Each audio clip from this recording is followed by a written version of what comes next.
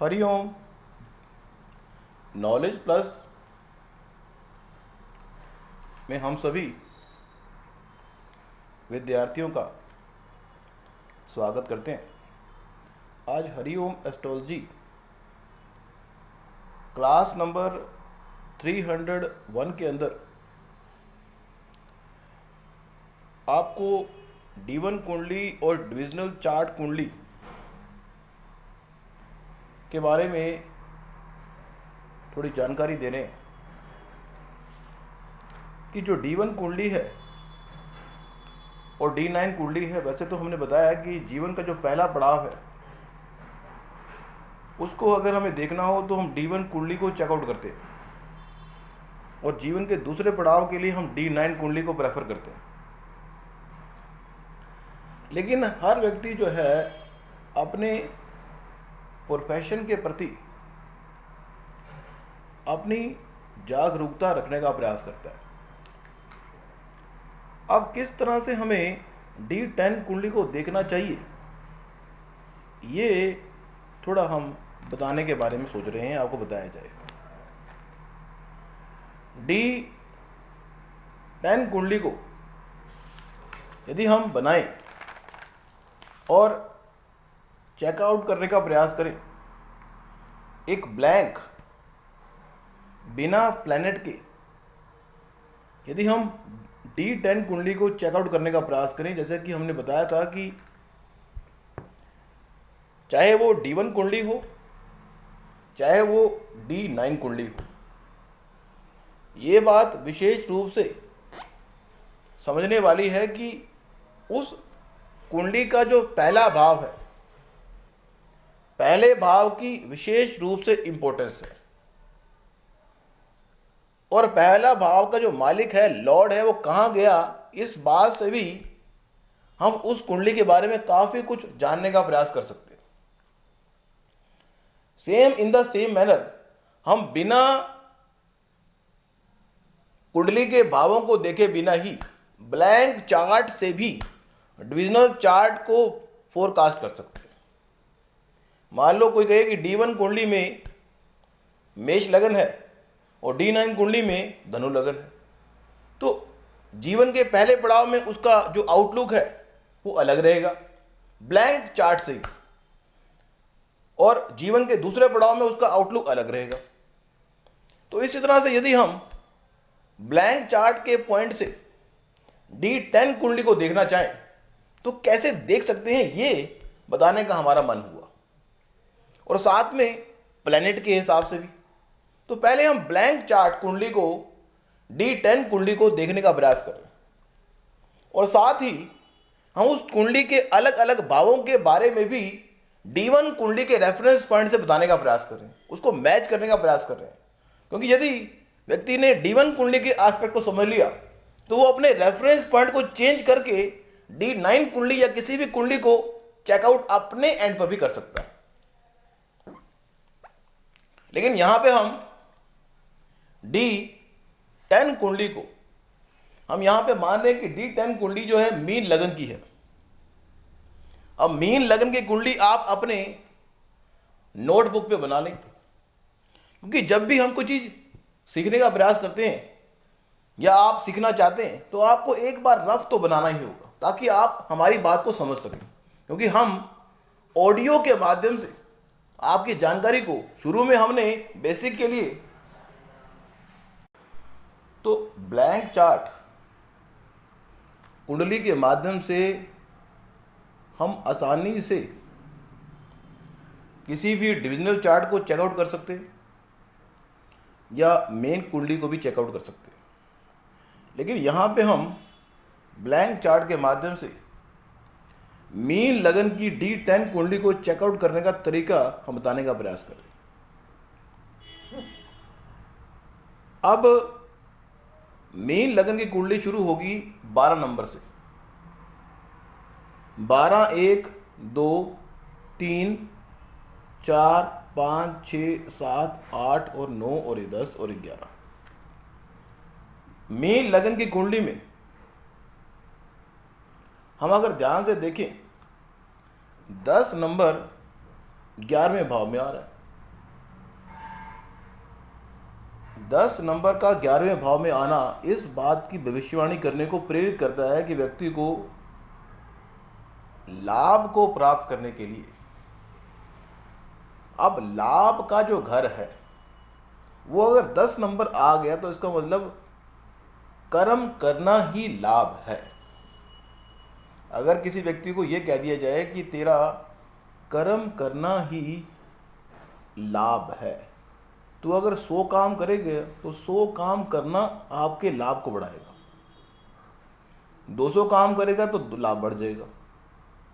Means कर्म के अंदर ही लाभ को चेकआउट करने का सुझाव हम मीन लगन वाले जातक को दे सकते हैं, बिना इस बात को जाने कि D10 कुंडली में प्लैनेट कहाँ बैठे हुए, क्योंकि 10 नंबर 11वें भाव में आ गया। फिर D10 कुंडली की मीन लगन की राशि को देखें अगर, कि जो लगन का मालिक है वो कहाँ पे कंफर्टेबल है।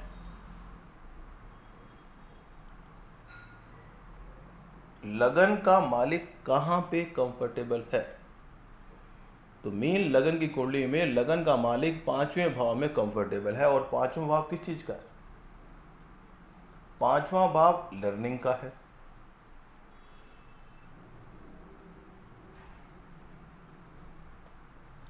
तो ये जातक जो है लर्निंग करने में कंफर्टेबल होगा। मीन्स ये वो काम करेगा जिससे कि लर्निंग होती है।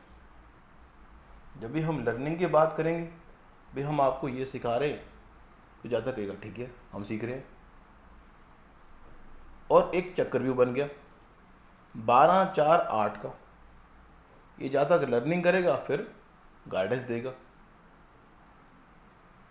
9वां भाव हायर माइंड का होता है। अब हायर माइंड का जहां पे भाव है वो कहाँ कंफर्टेबल है? मीन्स व्यक्ति उपदेशक बन गया कहाँ पे? 11वें भाव में। मीन्स ब्लैंक चार्ट के माध्यम से, ब्लैंक चार्ट के माध्यम से हमने इस बात को चेक कर लिया, इस बात को चेक कर लिया कि लग्नेश कहाँ कंफर्टेबल है। तो हमने कहा कि व्यक्ति क्रिएटिव कामों में, जब भी इसको क्रिएटिव काम करने को कहा जाएगा तो ये कंफर्टेबल हो जाएगा। इस जातक को यदि हायर लर्निंग के लिए कोई काम करने को कहा जाएगा तो ये मानेगा कि उससे उसका लाभ बढ़ेगा। मीन्स ये हायर लर्निंग के लिए एक नेटवर्क सर्कल कर्म का क्रिएट कर सकता है। अब लर्निंग का जो भाव है वो कहाँ पे कंफर्टेबल है? चंद्रमा कहाँ कंफर्टेबल है? चंद्रमा कंफर्टेबल है 3रे भाव में। 3रा भाव ताकत का होता है, मेहनत का होता है। इस व्यक्ति को अगर लर्निंग के लिए कहा जाए कि मेहनत करनी पड़ेगी, कुछ क्रिएट करने को कहा जाए तो मेहनत करनी पड़ेगी, तो ये मेहनत करने को तैयार हो जाएगा। तो कहने का पर्पस ये है कि ये जातक, अगर इस जातक को कर्म करने को कहा जाए तो ये लर्निंग वाला कर्म करेगा, यदि लर्निंग करने को कहा जाए तो ये मेहनत करने को तैयार हो सकता है, क्योंकि प्लानिंग करने को तैयार हो सकता है। तो ब्लैंक चार्ट से हमने अभी ये नहीं देखा कि जातक के प्लैनेट कहाँ बैठे हैं। हमने सिर्फ ये देखा अगर कर्म से मन की शांति की बात की जाए कि कर्म करने से मन की शांति इसको मिलेगी या नहीं मिलेगी।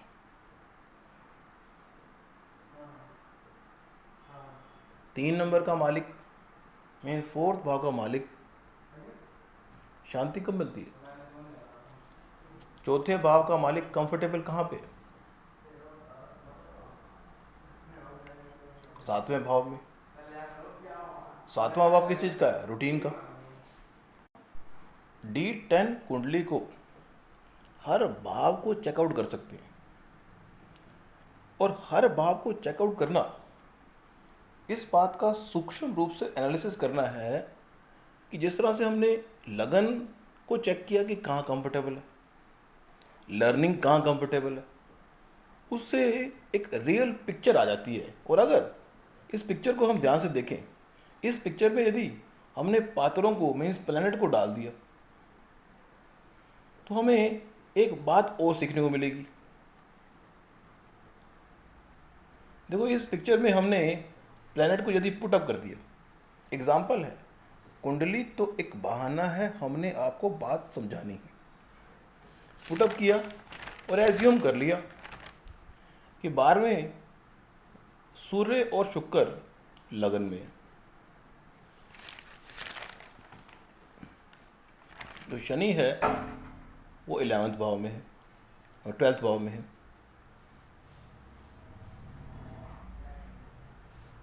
आठवें भाव में बुध है और कर्म भाव में राहु है, लाभ भाव में मंगल है और फोर्थ भाव में गुरु हैं, चंद्रमा है और केतु है। अब देखो, ब्लैंक चार्ट से हमने कहा कि लगन का मालिक कंफर्टेबल कहाँ पे है? लगन का मालिक कंफर्टेबल तो लर्निंग में, लेकिन एक्चुअल कुंडली में यदि लगन का मालिक जो तीसरे भाव में, फोर्थ भाव में चला गया, तो व्यक्ति लर्निंग कंफर्टेबल जोन में करना चाहता है। लेकिन फिफ्थ भाव का मालिक यदि अपने से 12वें भाव में गया तो ये व्यक्ति लर्निंग के लिए अनकंफर्टेबल एनवायरनमेंट में भी लर्निंग करने को तैयार हो सकता है। हमने एस्ट्रोलॉजी में आपको बताया है कि जब भी कोई प्लैनेट अपने से 12वें भाव में जाता है तो वो अनकंफर्टेबल होता है, लेकिन चौथा भाव कंफर्ट का है। चौथे भाव में अगर कोई प्लैनेट जाएगा तो वो अनकंफर्टेबल होते हुए भी कंफर्टेबल होगा। अब अगर हम देख लें, 11वें भाव का जो मालिक है वो शनि है और अपने से दूसरे घर में गया, मीन्स वो लाभ को एक्यूमुलेट करना चाहता है। व्यक्ति अपने कर्म के लाभ को एक्यूमुलेट करता है। एक्यूमुलेट कैसे करता है? जो वो कर्म कर रहा है तो कर्म को एक्यूमुलेट करने का प्रयास करता है। जिस तरह से इस संसार में हर व्यक्ति अपने बैंक बैलेंस को एक्यूमुलेट करता है, मतलब बैंक बैलेंस में अगर 100 रुपये हैं तो हर रोज चाहता है उसमें 10 रुपये एडअप होते हैं, एक्यूमुलेट करता है। स्टोर करने की बीमारी है हर व्यक्ति को, अपने बैंक बैलेंस को एक्यूमुलेट करने की, उसमें चीज़ों को इकट्ठा करने की बीमारी है। और ये बीमारी दो तरीके से आती है। या तो हम देख लें कि कुंडली में 2 नंबर कहाँ पे है। जहाँ भी कुंडली में 2 नंबर होगा वहाँ पे चीज़ों को एक्यूमुलेट करने का जो रोग है वो लग जाएगा। अब मीन लगन का अगर D10 चार्ट हो तो एक्यूमुलेट की बीमारी कहाँ पे आएगी? वहाँ पे आएगी 3 नंबर में। अब 3 नंबर मेहनत का है, वो मेहनत को एक्यूमुलेट करना चाहता है, वो मेहनत को स्टोर करना चाहता है। क्या मेहनत को स्टोर कर सकते हैं? वो प्लानिंग को स्टोर करना चाहता है। लेकिन यदि कोई प्लैनेट अपने से दूसरे भाव में जाए तो उसको एक्यूमुलेट करने की बीमारी होती है, रोग होता है, हैबिट होती है। और अपने से 12वें में भाई जाए तो वो अनकंफर्टेबल महसूस करता है। तो यहाँ पे लर्निंग का जो प्लैनेट है वो अपने से 12वें में जाके व्यक्ति को अनकंफर्टेबल करता है। लर्निंग करना इसके लिए आसान नहीं होगा, लेकिन लर्निंग का एनवायरनमेंट आसान तो नहीं है, लेकिन इस व्यक्ति का जो कंफर्ट जोन है वो लर्निंग है। एक व्यक्ति को यह कहा जाए कि हम आपको पढ़ाई नहीं करने देंगे, लेकिन वो पढ़ाई का बड़ा कीन है, तो वो अनकंफर्टेबल जोन में भी पढ़ाई कर लेगा। एक व्यक्ति को कहा जाए पढ़ाई नहीं करनी और पढ़ाई करना चाहता नहीं, ठीक है, कोई बात नहीं, पढ़ाई तो हमने करनी नहीं। और एक व्यक्ति का पढ़ाई करने का बड़ा शौक है, उसको सुबह से शाम पढ़ाई करने का मौका ना दो, फिर भी वो रात को पढ़ाई करने के बारे में विचार कर रहा होगा, वो अपने नींद को कॉम्प्रोमाइज़ कर देगा, क्योंकि अपने से 12वें भाव में जाके नींद को कॉम्प्रोमाइज़ करना है। यदि कोई इच्छा की चीज़ आपकी होनी है और आपको टाइम ना दे, तो आप किसी चीज़ को सेक्रीफाई करते हो, नींद को कॉम्प्रोमाइज़ करोगे। जब भी कोई प्लेनेट अपने से 12वें भाव में जाके रिजल्ट प्राप्त करने का प्रयास करेगा, तो उसको कॉम्प्रोमाइज़ करना पड़ेगा, उसको त्याग देना पड़ेगा, उसको त्यागना होगा। जैसे मान लो किसी व्यक्ति के पास एक्सेस पैसा हो और त्याग की बात करें तो डोनेट करना पड़ेगा। अब यहाँ पे अगर हम देखें,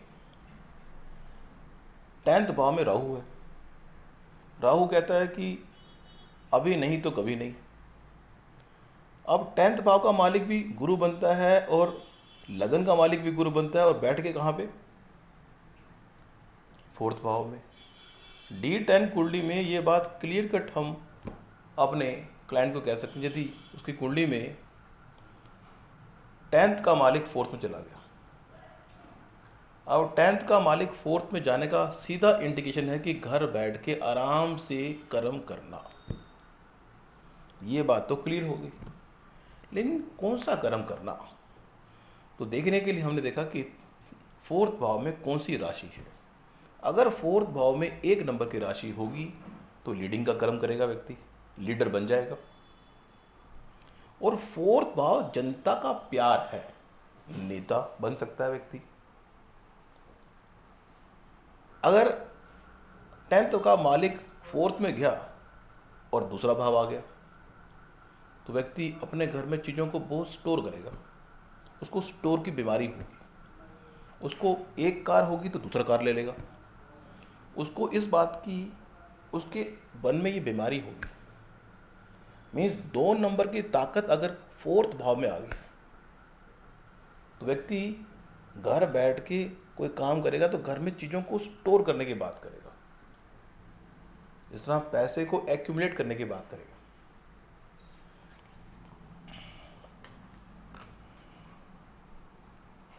बाकी हम D10 कुंडली की अगर 8th भाव को देखते हैं, 8th भाव ब्लैंक चार्ट में बात करते पहले। मीन्स ब्लैंक चार्ट और रियल चार्ट दोनों को यदि इकट्ठे चेकआउट करने का प्रयास करें तो हमें रियल पिक्चर समझ में आती है। ब्लैंक चार्ट हमारी सोल है, ये हम कहाँ कंफर्टेबल होंगे, लेकिन जो रियल चार्ट है वो हमें क्या मिला है। तो यहाँ पे अगर हम D10 कुंडली में 8th भाव को देखते हैं, 8th भाव का मालिक शुक्र है और कहाँ कंफर्टेबल है? देखो 8th भाव का मालिक कंफर्टेबल कहाँ है? नेक्स्ट क्लास में थोड़ा और D10 कुंडली के बारे में आपके आउटलुक को और स्मार्ट करने का प्रयास करेंगे। Thank you so much.